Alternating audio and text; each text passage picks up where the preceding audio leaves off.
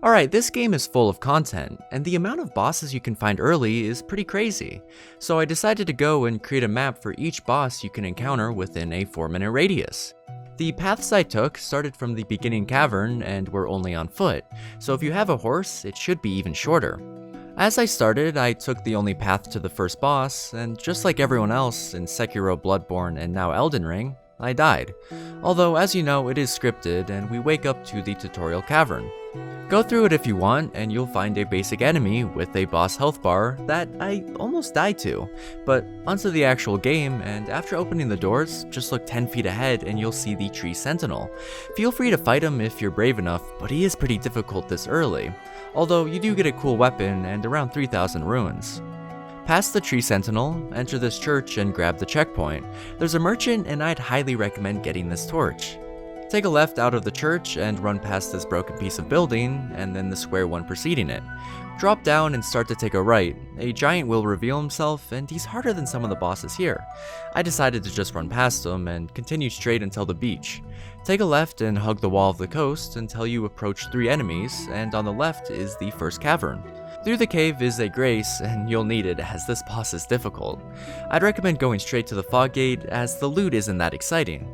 Also, there is a summon sign, and I'd say it's fair to use as there are 2 bosses and a lot of enemies. Once killed, you'll get a tailoring tool, a quest item, and some ruins. Exit the cave and teleport back to the church. This time exit on the right side and then proceed to the left. Run over this bridge and keep going until you see a new cave. Once entered, take an immediate right and go straight. You'll have to dodge some flames, which I managed to mess up, and then climb up a ladder. Drop down and pull the lever that unlocks the next boss. Go back up and you can find the burial watchdog, which is not a dog but a cat. And this guy gives you no time to react, it's pretty difficult.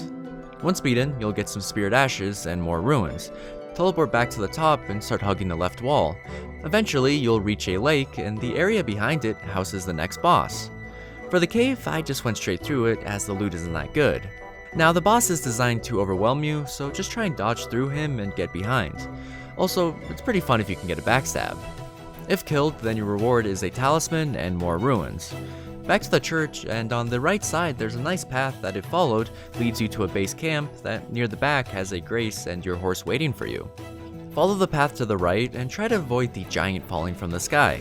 Once the ground levels out, take a turn back, except this time go above and eventually you'll hit an Evergoal. Although fair warning, this one is extremely difficult and I'd say it's not even possible this early. Especially when your reward is just 2,000 ruins. Once again, go back to the church and take the path on the right until the base camp. This time I continued down and eventually dropped into the swamp, but before the dragon, let's explore the first mine.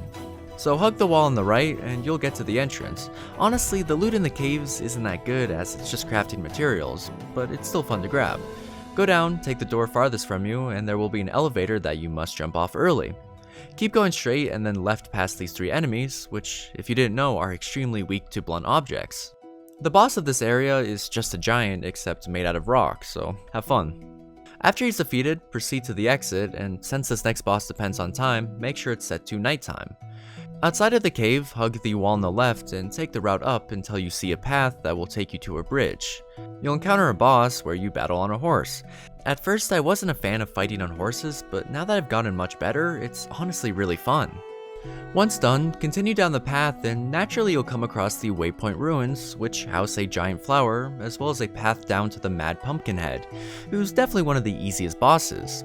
Although we're still not done with this area, and once you exit the ruins, just keep going straight to the swamp until you see a stake. It will be lit on fire and you'll have one of the more exciting boss entrances. Besides the flame moves, if you just stay under him, it shouldn't be too difficult. Unless you do 40 damage, then it's pretty hard. If you are able to kill him, then the next boss is not too far away. Turn right around and head the opposite direction.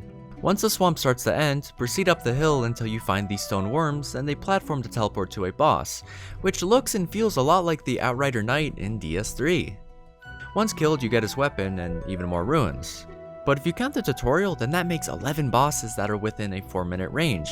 This game is so well done and the amount of content is surprisingly endless. I mean, this was just 4 minutes of running distance. It's really cool, but I hope you enjoyed this video. It was quite fun to make and have fun exploring this new game. I'll see you later.